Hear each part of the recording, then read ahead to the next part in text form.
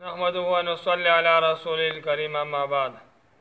محترم ډېر کسان ما ته وایي شاګردان چې زموږ ذهن کمزور موږ ته سیادېږي نه پکار دی چې اول خو د سنتو خبرو اهتمام پکار دی، دویم دا چې مسواک استعمالول پکار دی، دریم دا چې د نظر حفاظت پکار دی او دغه شان د هغې احکاماتو د مونځ او دس د هغې صفای خیال پکار دی.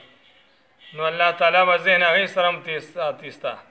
دویم تنویر رحمت الله علیه یو وظیفه ښودلې ده چې د سهار مونځ نه پس او د ماښام مونځ نه پس چې دی یا قوي یا په سینه باندې یا په سر باندې به لاس کېږدي، دا به 11 پیرې وایي یا قوي جل جلاله.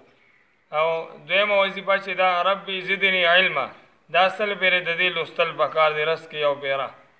درېیمه وظیفه چې دا اللهم اخرجنا من ظلمات الجهل واکرمنا بنور الفهم وافتح علينا ابواب فضلك ويسر علينا خزائن علمك.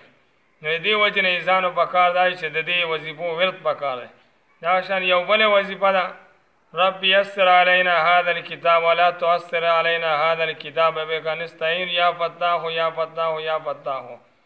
او یو بله وظیفه ده چې اللهم نور بالعلم قلبي واستعمل بطاعتك بدني وبارك وسلم عليه.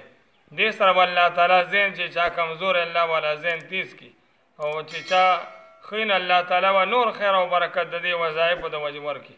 الله تعالی د عمل کولو توفیق راکړي. الله خپل طرف نه موږ له علم لدني راکړي برحمتک یا رب.